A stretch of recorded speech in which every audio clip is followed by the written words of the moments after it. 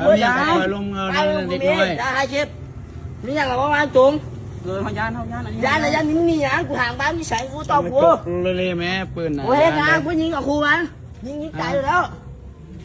อันนี้ยังจะเป็นนางงานป่ะยายหงายกูเห็นอย่างตู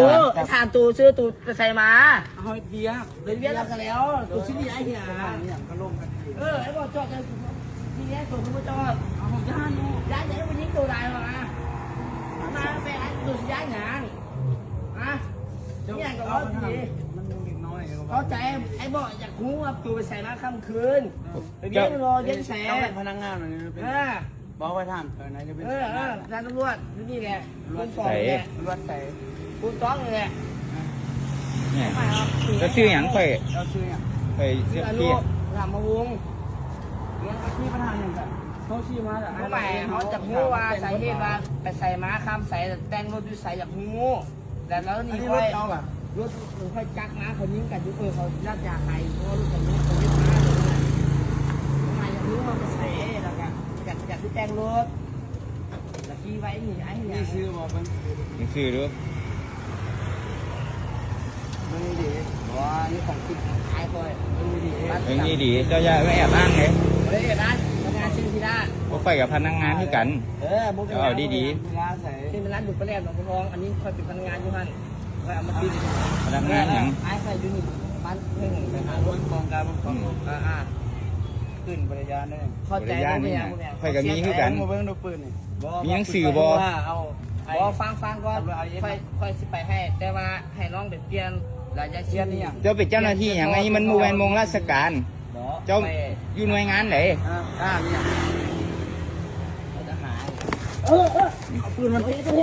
เอาปืนมันเอาปืนมันเอาปืนปลอมสู้เขาขอโทษเอาปืนเนาะบ้านมันบ้านนึงจริงมันบ้านมันบ้านนึง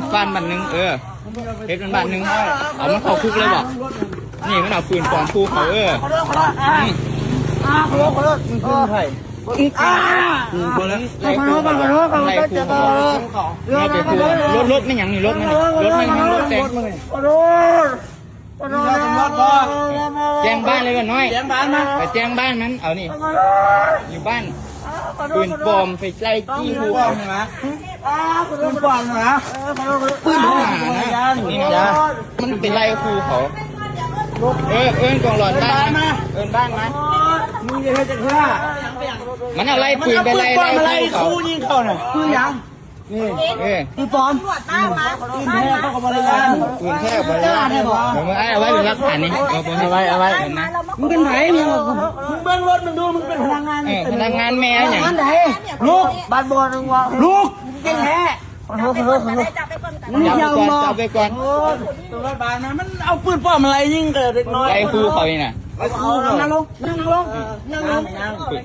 นี่นะผู้นี่น่ะพวกไก่ซอยว่าซวยแน่ไอ้เรื่องก็เลยขี่มาเบิ่งนี่ไล่ไล่น้องมันซอยแน่เอาปืนไปซีสิไล่พูดไล่ยิงอยู่มันจีรถนี่เบิ่งนะขึ้นน้องมันเนี่ยมีพ่อมีแม่ก็เอิญก็ยังมาเบิ่งนะ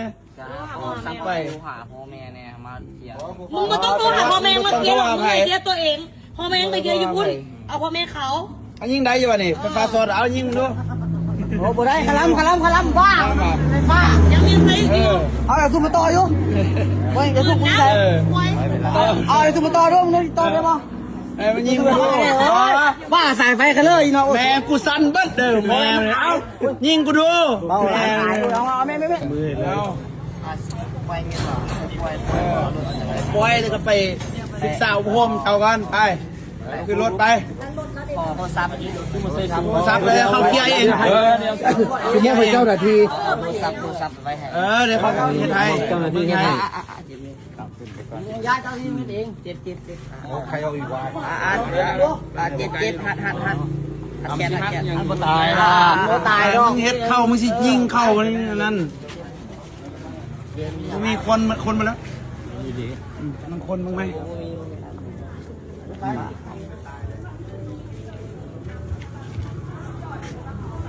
ชื่อไปเด้อน้องเด้อไอฮักตัวเด้อเฮ็ดจักเถื่อดีแล้วเขาพูดตีมึงไหนเขาพูดตีมึงไล่กว่านี้มึงบุญสุดแล้วซับเอาไปเลยครับตัวไปเปลี่ยนไปคิดเปลี่ยนแนวคิดไหมไอ้เพิ่น เอาเปลี่ยนนะคิดไหมไปคิด ลืมบอกมูมาเด้อปืนเด้อ เรามุ่งมาอย่าปืนเทมากระยะอะไรกูสั่งเลยเงยเนาะ